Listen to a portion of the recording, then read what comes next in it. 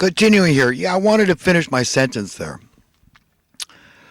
But the cost of living, the cost to exist continues to rise, okay? The bar keeps getting harder and harder to reach. The nut gets harder and harder to crack.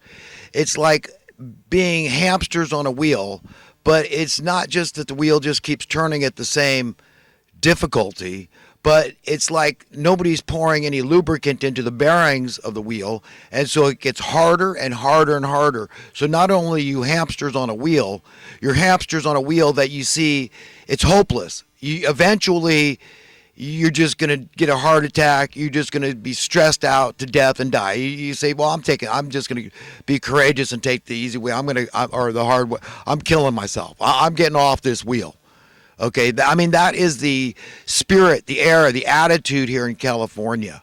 It's hopeless for the vast majority of people. I mean, everybody's got to go on welfare eventually, okay, unless you're making gobs of dough. So you get all these people that, I'll never go, the prideful ones, so they're going to rise to the top. Remember, it's an interesting analogy about scum, that not only is it the cream that rises to the top, but it's the scum. And the believers, the decent, upright people among us have to believe that the good guys are going to win this thing. And that's it. I mean, look at the logic and the science. Look at the mathematics of it all. That God is the master of all these things, these understandings. And the good guy will win because light is stronger than darkness. Right is stronger than wrong. Good is stronger than evil. And on in that theme. So as much as it looks like it's hopeless and that, the good guys have lost this thing a long time, and I mean, God knows how bad it'll get for the good guys. I mean, it's over. You tried, but you know what? They had the upper hand, and I guess they're just more blessed and they're the winners, because they're willing to have the right values, which are not conscience and soul and that crap.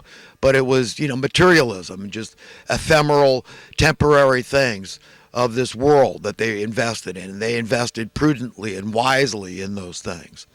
The carnal, mortal things. Okay. You understand? I mean, it's just like, oh my God. You can understand that God is pissed. If the righteous, decent people like myself, I consider myself righteous and decent. I'm not perfect. Okay. I'm just as human as anybody else. But I know that I'm willing to live in a world that God wants us to live in. That has nothing to do with religion. That just has to do with cosmic understanding of the fact that you are not just another animal. You are a godlike being with untold, unlimited understanding of what's going on and how to fix the things that are going on, because God will give you that information. How do you drive your prices down? I mean, it's tough. You got to speak truth to power. You got to educate and try to empower everybody you can so this thing builds up like drops in a bucket. Eventually, it reaches a critical mass that the evildoers can't stand against. I mean, if we're going to do it, if we're going to fix anything worldwide at all, we're going to do here in America. Look what they're going through in Hong Kong. I mean, these people they're frantic to try to save some semblance of freedom. And they don't want Chinese-style, draconian, authoritarian, totalitarian, communist, fascist rulership over them. And look at what we've let happen in America. We're thick as bricks, for God's sake. Our foreparents would not only spit in our face, they'd kick us in the collective teeth that we've let this happen with these great virtuous values. Freedom and liberty and justice for all, and this right, which all rights border on responsibilities, because if you don't exercise your rights, you lose them. Use it or lose it. Okay? This right, this responsibility to pursue happiness. And just like that song by Ted Nugent, Stranglehold, if a house gets in your way, you got to burn it down, metaphorically speaking. Whatever stumbling blocks there are to you attaining true, viable happiness, lasting happiness, God-given happiness that satisfies your soul, and you say, I'm content to leave this world a little better for my brief visit. And the next generation cannot blame me. I was outspoken about the evil goings on. I understood how tyranny worked. how they keep debasing, deworthing, diluting my money. And that's regression. That's antithetical to anything that's good for the people at large. It's stealing the wealth that belongs to the people, the wealth of the nation. And the nation belongs to the people. And these tyrants are stealing it more and more and more. They're like snot-nosed, bratty kids in a candy shop, and they got this sugar high going on. They're drunk with power. They're baseball bats at a standoff holding you off by threat. They could turn up the fear gauge at any moment because they control the candy. You don't get any candy unless you capitulate, conform, acquiesce to what they want. Shape your life and your thinking, your beliefs into their thinking and beliefs, their philosophies and credos or lack thereof. Abandon conscience, abandon soul, abandon integrity. Stop being foolish. Jump on the bandwagon with us. We're in a lot of trouble. This thing's got legs. It's got momentum. And the best you could do is just get your cost of living down. Boycott a high cost of living. That's what you can do. And if you're not doing that and you're living extravagantly, you're making $50,000, $100,000, $200,000 a year, and you can comfortably keep paying higher and higher rents, it's somebody else's problem if they can't do it. That's what maybe you'll stand before God, that God that'll be just like you. And is that going to work? You're going to like him telling you that? Well, you were okay with it, so I'm going to put you in a place where it's really impossible. You're $200,000 a year. That's not going to buy you a closet, okay, in one of Satan's houses, in the ghetto, and he's a slumlord. What if God says that to you? Think long and hard about what side of history you want to be on when it comes to values.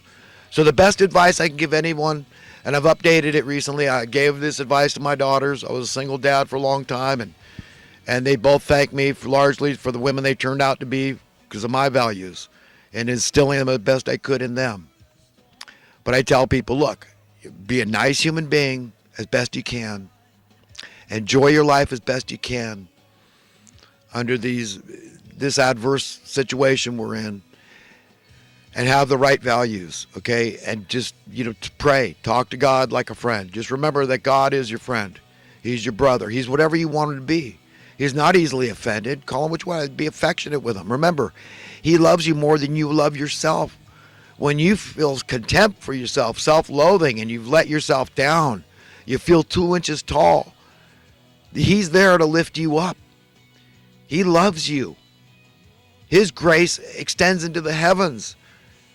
He wants you to know him and how good he is and depend on him for the strength, for the comfort, the encouragement, the wherewithal to continue coping and carrying on and contending in this crazy-ass world, this mad world that's run by crazy people, insane people. I had a conversation with my daughter recently. She called me out of the blue. We ended up talking 2 hours, but she was getting all on my case. I mean, she's a teacher, so she's got that kind of that stigma going on that, they feel like they're smarter than, how teachers can be.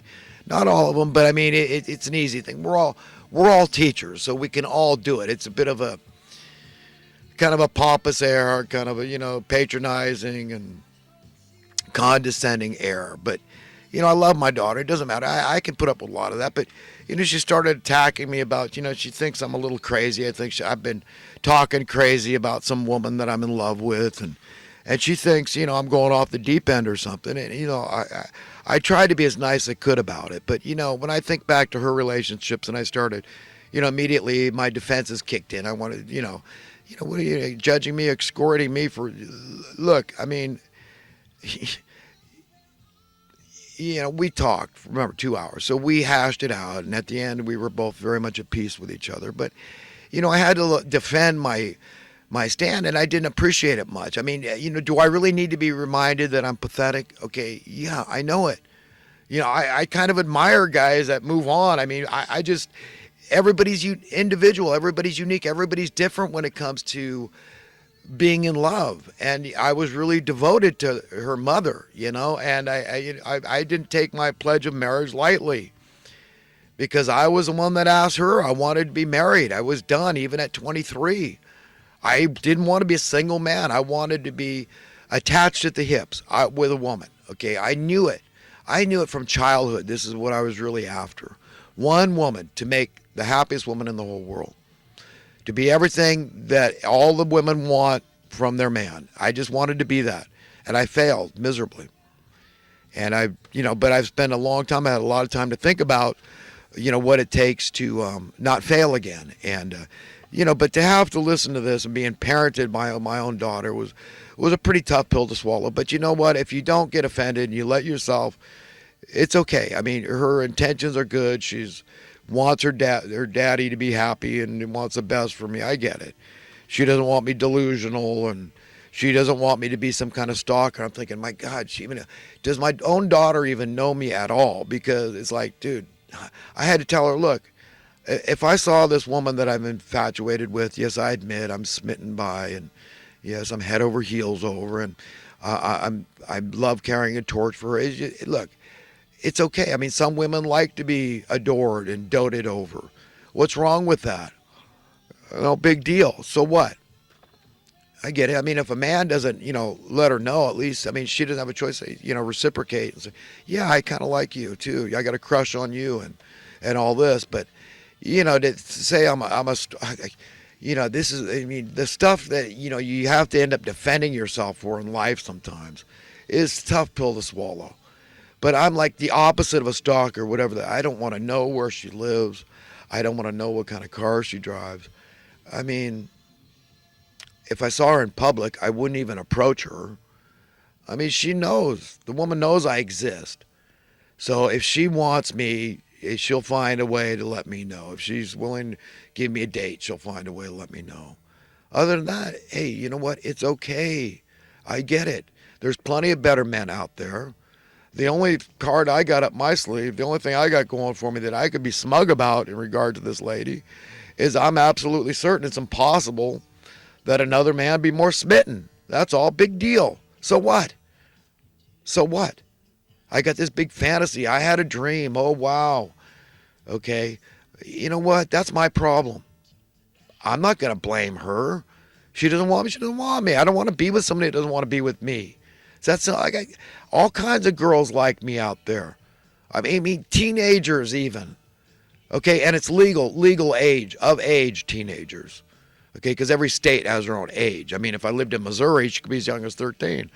But as much as a cute fantasy that might be, I don't want to be with a woman that young. I mean, look, I could take a lot of consternation. But I'm not doing that. I just couldn't. I could not imagine the disapproval from society at large, even being legal to marry a 13-year-old.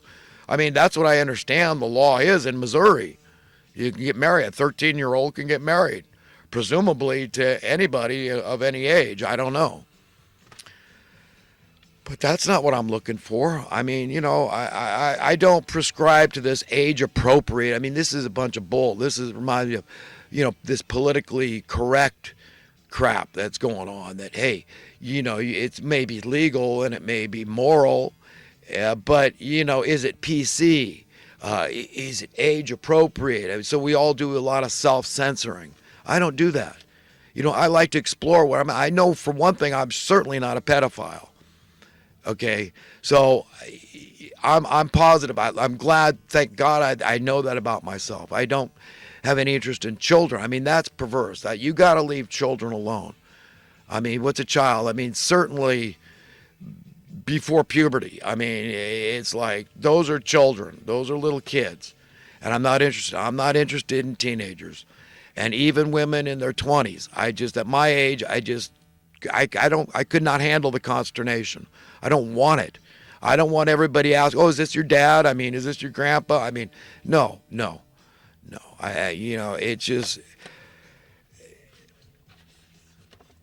I can't do it. So, but the woman that I am in love with is probably in her upper 30s. And the age disparity, imbalance is not that unheard of. And I plan on living to be 120. So I'm just middle aged. As far as I'm concerned, I'm just a middle aged guy that's got plenty of life in him. In a lot of ways, I still feel like a teenager, especially at heart.